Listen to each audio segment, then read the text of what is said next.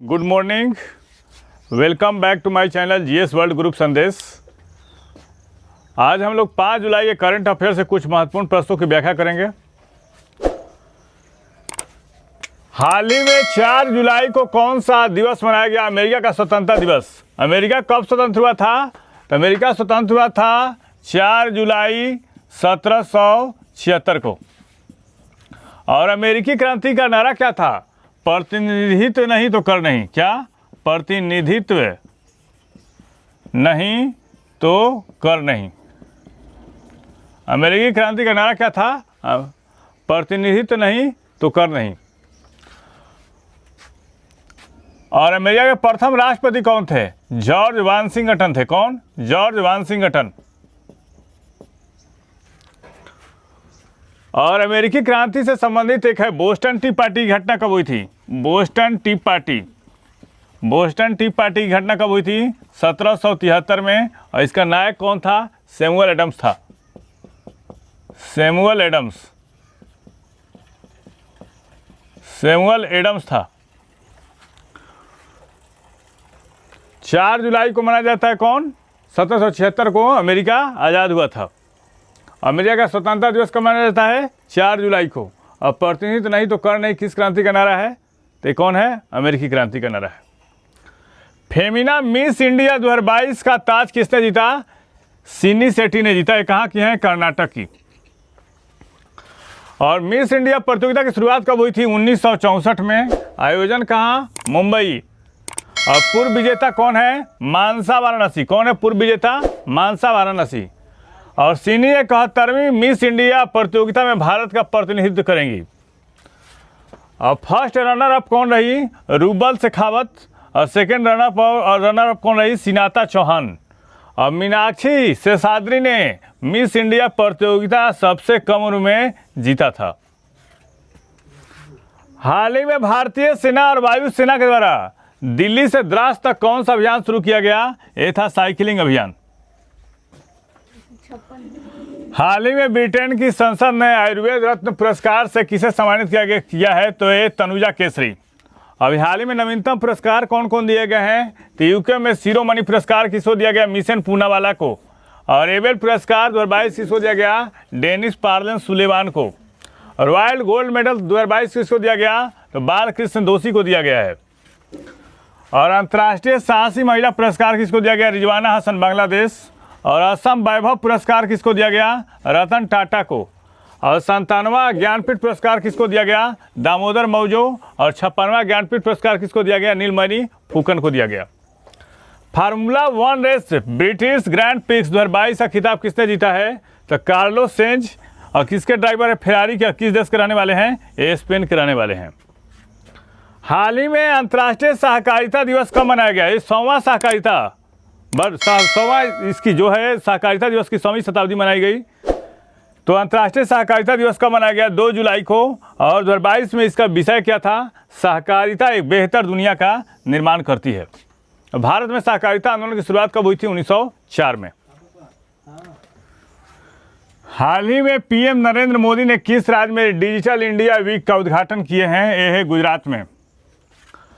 और इस कार्यक्रम के दौरान वह प्रौद्योगिकी की पहुंच बढ़ाने और जीवन को आसान बनाने के लिए, सेवा वितरण को सुव्यवस्थित बनाने और स्टार्टअप को बढ़ावा देने के लिए उद्देश्य से कई डिजिटल पहल शुरू करेंगे। और डिजिटल इंडिया वीक का थीम क्या रहा? Catalysing new India techade. हाल ही में किस भारतीय स्टार धाविका ने 3000 मीटर की दौड़ में राष्ट्रीय रिकॉर्ड बनाया है? पारुल चौधरी। पारुल ने अमेरिका के लॉस एंजलिस में पाउंड रनिंग मीटर में 8 मिनट 57 और 19 सेकंड के साथ तीसरे स्थान पर रही और 9 मिनट से कम समय लेने वाली देश की पहली एथलीट बनी।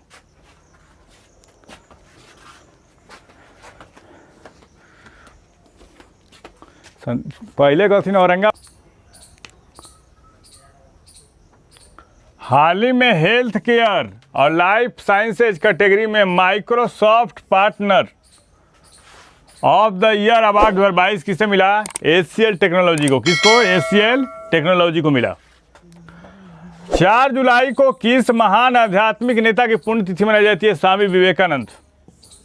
और इनके गुरु कौन थे? स्वामी विवेकानंद के गुरु थे रामकृष्ण परमहंस। रामकृष्ण परमहंस। और विश्व धर्म सम्मेलन में शिकागो में कब भाग लिए थे? 1800। विश्व धर्म संसद में कब भाग लिए थे? शिकागो में 1893 में। 1893 में कहाँ पे भाग लिए थे? शिकागो में। इनके गुरु का क्या नाम था? रामकृष्ण परमहंस। और रामकृष्ण मिशन की स्थापना कब की थी? रामकृष्ण मिशन की स्थापना 1897 में की थी। किसने? स्वामी विवेकानंद ने अपने गुरु के नाम पे। और स्वामी विवेकानंद को सुभाष चंद्र बोस ने क्या कहा था? आध्यात्मिक आंदोलन का पिता कहा था। आध्यात्मिक आंदोलन का पिता। आध्यात्मिक आंदोलन का पिता किसे कहा था? स्वामी विवेकानंद को किसने कहा था? AC बोस ने। और इनके बचपन का क्या नाम था? नरेंद्र नाथ दत्त। नरेंद्र नाथ दत्त था। और इनके जन्मदिन पे कौन सा? इनके जन्म दिवस कब था? 12 जनवरी को कौन सा दिन मनाया जाता है? भारत में युवा दिवस मनाया जाता है। कब मनाया जाता है? भारत में युवा दिवस मनाया जाता है। किसके? विवेकानंद की जन्मतिथि पर।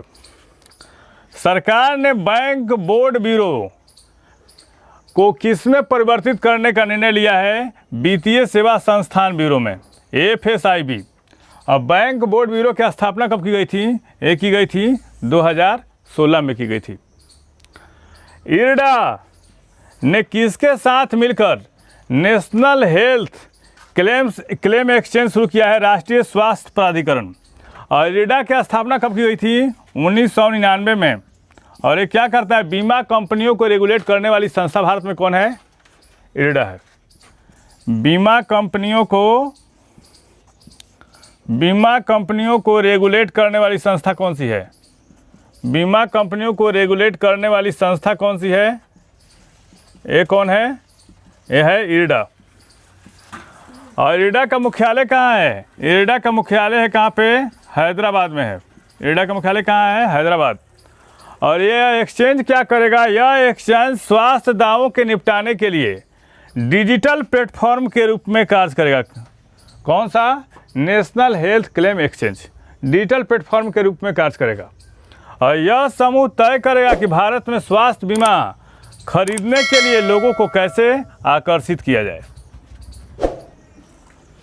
हाल ही में किस राज्य की सरकार ने निवेश एवं विकास प्राधिकरण के जरिए पहली बार CSR निवेश और बैंकिंग सम्मेलन का आयोजन कर रहे हैं? नागालैंड। और इसमें कौन भाग लेंगी? केंद्रीय वित्त मंत्री निर्मला सीतारमण। नागालैंड राज्य का गठन कब किया गया था? 1963 में। कब? 1963 में। और आपसे पूछेगा ईटांगटी और फकीमगंज अभयारण्य कहाँ है? ये है नागालैंड में। और नागालैंड की राजधानी कहाँ है? कोहिमा है। कहाँ है? कोहिमा। हाल ही में राष्ट्रीय डेयरी अनुसंधान संस्थान ने अपनी स्थापना के कितने साल पूरे किए? 100 वर्ष। और NDRI का गठन कब किया गया था? बंगलोर में 1923 में हुई थी। और 1955 में इसका मुख्यालय कहाँ स्थापित किया गया? करनाल, हरियाणा में स्थापित किया गया। अब वर्तमान में इसके निदेशक कौन है? MS चौहान है। कौन? MS चौहान। इस चैनल के माध्यम से सभी विषयों का तथ्यपरक विश्लेषण किया जा रहा है। आप इस चैनल से जुड़िए, लाइक कीजिए, सब्सक्राइब कीजिए। Thank you.